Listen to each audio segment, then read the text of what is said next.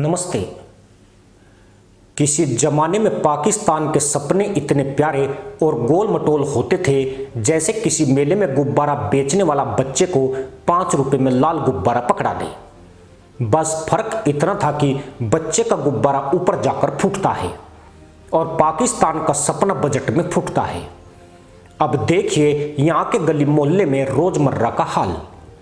एक और गधों की खालिश बस्ती है, हरे भरे पार्क नहीं है, लेकिन हर गली में गधे चरते हुए ऐसे लगते हैं मानो चार्टर्ड अकाउंट्स हो, जो देश की अर्थव्यवस्था का बोझ उठाकर धीरे धीरे घर लौट रहे हों। मुर्गियां अपने अंडों की डिलीवरी ऐसे कर रही होती है जैसे करोड़ों डॉलर का एक्सपोर्ट कर रही हो, और पकोड़े तलने वाले दुकानदार तेल की महंगाई देख देख कर ऐसा महसूस करते हैं मानो वे ओपेक के मंत्री हों। और इसी कंगाली के बीच पाकिस्तान सपनों में अरबों खरबों का जश्न मनाता है। कहा जाता है कि अरब सागर से इतना तेल निकलेगा कि खाड़ी के शेख लोग अपना तंबू समेटकर कराची आ जाएंगे। कभी भरोसा दिलाया जाता है कि मुर्गियों और अंडों की क्रांति से पाकिस्तान आर्थिक महाशक्ति बनेगा, और कभी इतने गंभीर चेहरे के साथ सरकार घोषणा करती है कि गधों के एक्सपोर्ट से जीडीपी में इजाफा होगा। इससे सुनने वाला समझता है कि न्यूयॉर्क स्टॉक एक्सचेंज पर डंकी फ्यूचर्स लिस्ट होने वाले हैं। लेकिन ये सपने हर बार वैसे ही टले जैसे शादी में रिश्तेदारों का दिया कैंसल रोड मैप टलता है। तेल तो सिर्फ प्रेस कॉन्फ्रेंस में निकला, अंडे अभी तक आमलेट से बाहर ही नहीं आए, और बेचारे गधे तो देश में बस बोझ और गालियां ढोने के लिए रह गए हैं। अब आइए साल 2025 में अचानक पाकिस्तान को रैकोडिक ने नया जुमला दे दिया। बलूचिस्तान में पड़ी इस खादान का नाम सुनकर ऐसा लगता है जैसे पूरे पाकिस्तान की आंखों में बिना ईएमआई के सोने तांबे के सपनों का चश्मा चढ़ गया हो। यहाँ सिर्फ धूल मिट्टी नहीं, 15 मिलियन टन तांबा, 26 मिलियन औंस सोना। अगर सब सच हो गया तो पाकिस्तान इतना अमीर हो जाएगा कि IMF का बॉस खुद लोन लेने इस्लामाबाद में लाइन लगाकर खड़ा होगा।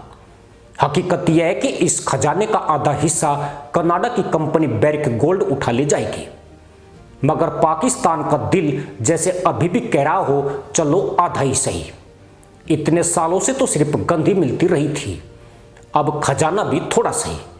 और जनता की क्या बताए जो कल तक पकोड़े के तवे पर इतना उधार से तेल चढ़ा रही थी कि दुकानदार की बोहें धुएं में झुलस रही थी, वही आज होटल के नुक्कड़ पर बैठकर ऐसे बात करती है जैसे वॉल स्ट्रीट के फाइनेंशियल एक्सपर्ट हो। भाई अगर रैकोडिक से 70 बिलियन डॉलर आएंगे तो सोचना पाकिस्तान का हर आदमी अरबपति, वो तो कुछ नहीं 5 अरबपति 5.5 अरबपति हो सकता है। अब किसी मोहल्ले के गधे से पूछिए, बेचारा अखबार पढ़ते हुए सोच रहा है ओए मेरा नाम क्यों हमेशा जीडीपी के बजट में घसीट लिया जाता है, मैं तो बस घास ही खाता हूं। मुर्गियों का हाल और भी अजीब है, उन्होंने अब अंडे देना कम कर दिया है।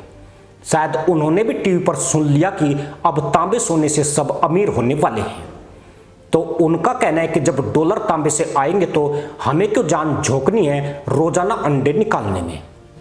पकोड़े वाला दुकानदार अपनी गुमटी से रैकोडिक की कहानी सुनाकर ऐसे गर्व से खड़ा होता है मानो पूरे प्रोजेक्ट का चीफ इंजीनियर वही हो। वह अड्डे पर बैठे ग्राहकों से कहता है, देखा हमारे यहाँ का तवा खाली नहीं जाएगा, यह देश सोने की खान है, अब पकड़ लो करोड़ों का फायदा।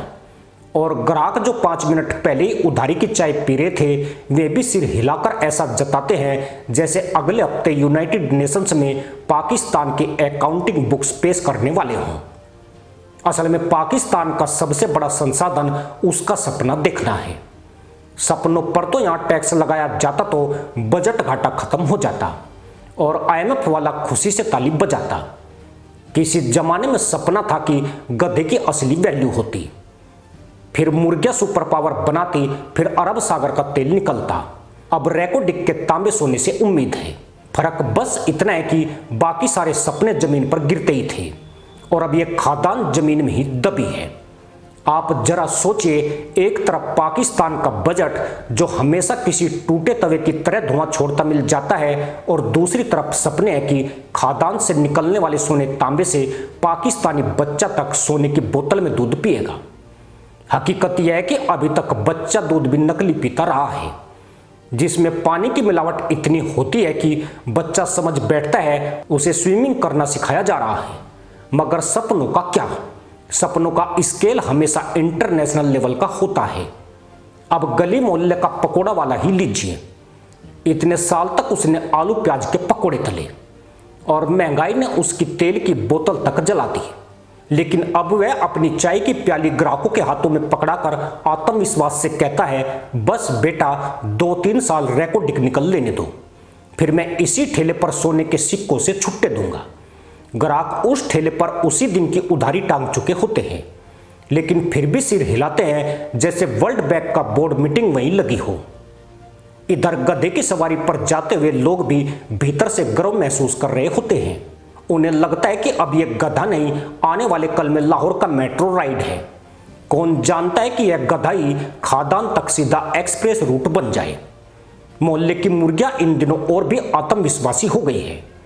जहां पहले वे रोज अंडे देने की मजबूरी में पीटी पिटाई बैटरी फैक्ट्री बन चुकी थी, अब उन्होंने भी अंडा देना कम कर दिया है। आखिर उन्होंने अपने दड़बे में मोबाइल टीवी पर सुन लिया कि सोना और तांबा आ रहा है। मुर्गियों को लगा कि अब क्या जरूरत है खून पसीना बहाने की। अंडे तो इंसानों को अब सोने तांबे के सपनों से मिलेंगे। बलूचिस्तान में जब कोई पत्रकार गांव के बुजुर्ग से पूछ लेता है, चचा यह खदान आपके लिए क्या मायने रखती है, तो चचा लंबी दाढ़ी पर हाथ फेरते हुए मुस्कुराकर कहते हैं, बेटा खादान तो वही है जो हम रोज खोदते आए हैं, लेकिन उसमें से कभी ज्यादा से ज्यादा गधों की लीद निकलती थी। अब सुनते हैं कि उसमें सोना निकलेगा। फर्क बस इतना है। इधर इस्लामाबाद की पॉलिटिक्स में बयानबाजी का नया पैकेज खुल गया है। नेता टीवी डिबेट पर बैठकर ऐसे समझाते हैं जैसे पिछले 4 दशक से सारा प्रोजेक्ट वे ही इंजीनियरिंग करके चला रहे हों। वे कहते हैं, जनाब इसमें पाकिस्तान का हिस्सा 50% है, और जो एंकर सुन रहा होता है वही सोचता है, लेकिन हिस्सा तो वही मुश्किल है ना, जब हाथ में कुछ बाकी बचे। यहां तो खजाना पहले ही कनाडा के थैले में आधा भर चुका है।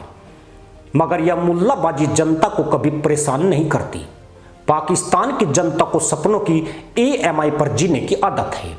शाम को मोहल्ले का युवा पकोड़े खाने बैठता है और दोस्तों से कहता है, बस सुन लो यह खादान वाकई अंतर्राष्ट्रीय गेम चेंजर है। और वही दोस्त जो पकोड़े की आधी प्लेट शेयर करने पर भी बहस करता है, वह भी इतनी गंभीरता से गर्दन हिलाता है जैसे वॉल स्ट्रीट जर्नल में उसका एडिटोरियल छपेगा। दुकानों के बाहर चाय पीने वाले लोग अब अपने मग को आंखों से लगाकर देखते हैं और कहते हैं, बस 2-3 साल रुक जाओ, फिर इस कप में चाय नहीं गोल्डन लाटे पिएंगे। और चाय वाला, जिसने दूध में पानी का अनुपात इतना बड़ा रखा होता है कि कप में चाय से ज्यादा डिटर्जेंट का झाग होता है, वह भी गर्व से सोचता है कि कल से उसकी दुकान का नाम होगा Reko Diq tea stall, special copper and gold flavour. असल में किसी देश की ताकत उसका बजट, उसकी इंडस्ट्री, उसकी टेक्नोलॉजी होती है। लेकिन पाकिस्तान की सबसे बड़ी इंडस्ट्री हमेशा रही है सपनों की फैक्ट्री। हर वक्त नया जुमला, नया सपना और नया इवेंट। कभी अंडे से पावर जनरेशन, कभी गधे से GDP बूस्टर, कभी अरब सागर से तेल की नदियां। और अब रेकोडिक खादान ने नया मसाला दे दिया है, अंतरराष्ट्रीय खजाने का भरम। असलियत यह है कि यह खादान पाकिस्तान का वह व्हाट्सएप मैसेज है जिसे हर कोई शेयर करके खुश हो रहा है। जैसे लोग मैसेज में भाई अब फॉरवर्ड करो वरना 7 साल बदकिस्मती मिलेगी लिखते हैं, वैसे यहाँ हर सरकार खादान का नाम लेती है और जनता को फॉरवर्ड सपनों में डाल देती है। पाकिस्तान के सपनों की सबसे बड़ी खूबी यह है कि इनकी कोई एक्सपायरी डेट नहीं होती। हर सपना बस रीलॉन्च होता है, बिल्कुल वैसे ही जैसे किसी पुराने साबुन पर नया रेपर चढ़ाकर बाजार में फिर भेज दिया जाए। पहले गधों का सपना आया, फिर अंडों का, अरब सागर का तेल खोजने का, और अब रेकोडिक। नया पैकेज, पुराना फार्मूला। जनता खुश, सरकार खुश और गली मोहल्ले का पकोड़े वाला भी खुश। फर्क इतना कि पकोड़े उस दिन भी महंगे थे, आज भी महंगे हैं और कल भी रहेंगे। रेकोडिक असल में पाकिस्तान के लिए सिर्फ खादान नहीं बल्कि नई हीरा मंडी भी है। गली मोहल्ले में उतनी तेजी से इस पर चर्चा होती है जितनी तेजी से कचौरी की दुकान पर चटनी खत्म होती है। लोग कहते हैं भाई अब की बार तो हमारा नंबर पक्का है, और फिर वे उसी पुराने कर्जे, महंगाई और रोज की मशक्कत में लौट जाते हैं। अगर कोई बाहर से इस पूरे किस्से को देखे तो समझ जाएगा कि यह देश आधा सपना है और आधा पकोड़े के तवे पर तपा हुआ तेल है। गधों के पसीनों में भीगा रास्ता है, मुर्गियों की रोज की मेहनत है, और दूसरी तरफ ख्वाबों में अरबों खरबों के ढेर हैं। असल जिंदगी वही है जहां बच्चे की स्कूल की फीस के लिए मार हो रही है और बाप चाय का कप गिन गिन कर बेच रहा है, लेकिन ख्वाबों की जिंदगी, उसमें हर आदमी अगला अरबपति है।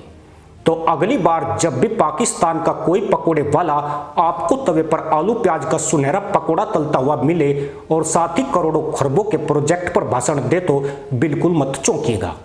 यही है असली पाकिस्तान की कहानी, आधे सपनों और आधे आंसुओं का देश, जहां रोजमर्रा की जिंदगी तवे पर छन छन कर जलती रहती है और ख्वाब पहाड़ियों के नीचे सोने तांबे की चमक से दमकते रहते हैं।